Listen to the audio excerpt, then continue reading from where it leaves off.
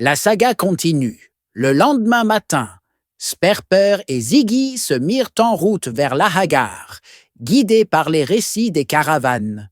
Arrivés près du tombeau, une structure de pierres anciennes, à moitié ensevelie par le sable, les deux amis sentirent une étrange vibration dans l'air. Le vent semblait porter des murmures, des mots incompréhensibles, comme un écho lointain.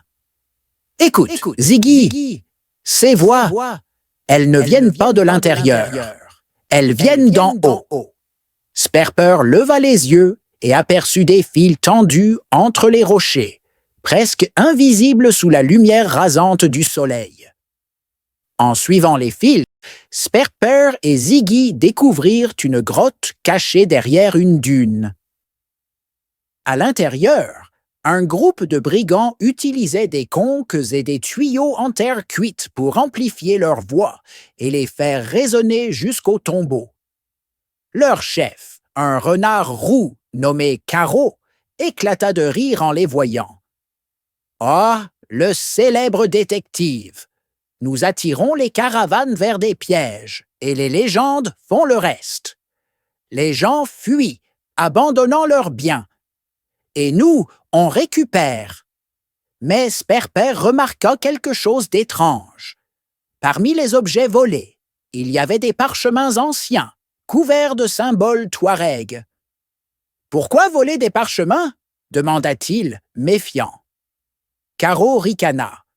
« Parce que certains croient qu'ils mènent à un trésor bien plus précieux que l'or, la couronne perdue de Tin Hinan. » Sperper comprit alors que les brigands n'étaient que des pantins.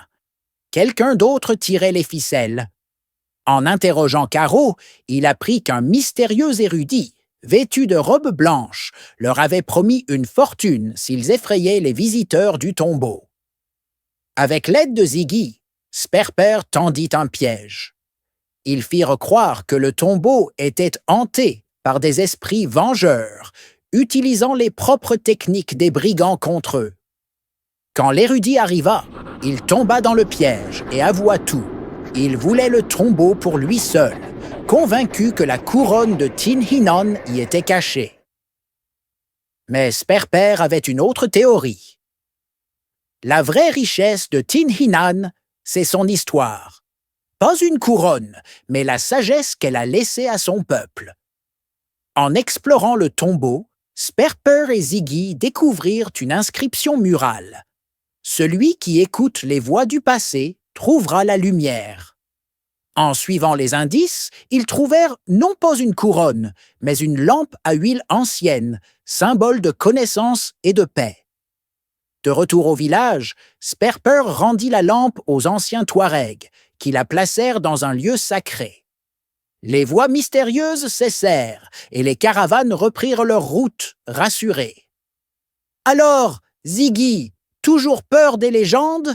demanda Sperper en souriant. « Seulement de celles qui n'ont pas de détective comme toi pour les démêler » répondit Ziggy, fier. Et sous la voie lactée, le désert retrouva son silence. Jusqu'à la prochaine énigme.